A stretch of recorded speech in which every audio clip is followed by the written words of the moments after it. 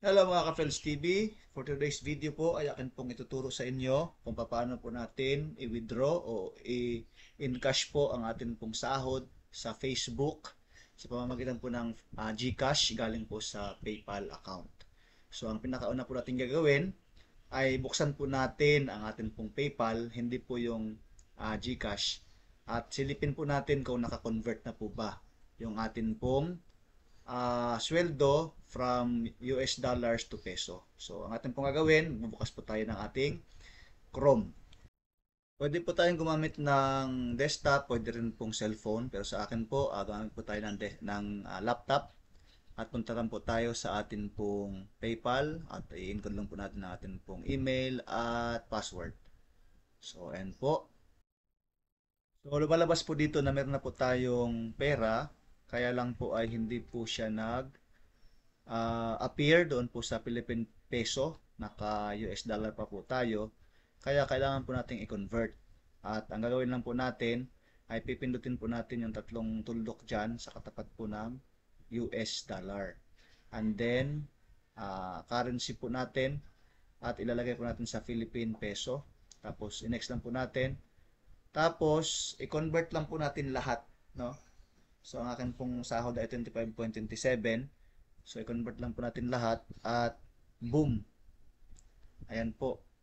So, pagkatapos po niyan, ay papasok na po yan sa atin pong um, Philippine Peso or yung atin pong pera ay magiging Philippine Peso na po. Tapos, ayun, converted na siya. Medyo mataas po ang palitan ngayon ng dollar, kaya medyo mataas-taas. Tapos po, ang gagawin po natin ay i-close na po natin yan. No? Close na po natin yan at punta na po tayo sa ating pong GCash.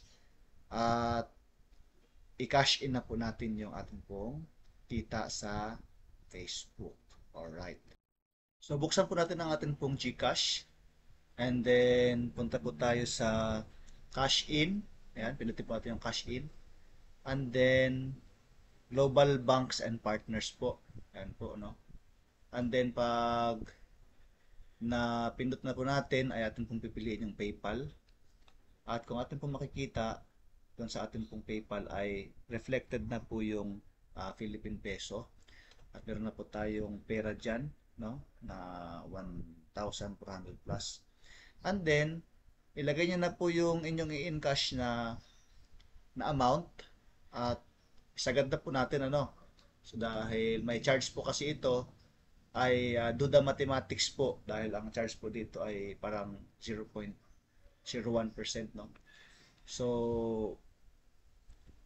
kailangan ko pong mag-withdraw ng 1,425 para masagad ko po. Pwede ko pa itaas to ng 1,427. So pwede naman siya, kaya proceed na lang po tayo. Pag napindot na po natin yan, ay papasok na po yan sa atin pong GCash. Ayan. So, 1,427 po ang atin po mawi-withdraw today. So, yan po yung atin pong makukuha sa atin pong GCash. So, pag na successful na siya, sabi niya 24 hours daw, pero pag sisilipin po natin doon sa ating transaction or sa ating pong um, amount na meron tayo, 1,473 po kasi ganun po pera. Ayan po, cash in tayo, PayPal. So, ganoon lang po siya kadali at tuloy-tuloy lang po sana ang atin pong kita sa Meta. Thank you, Meta, and please subscribe po and like and share with our videos. Thank you po.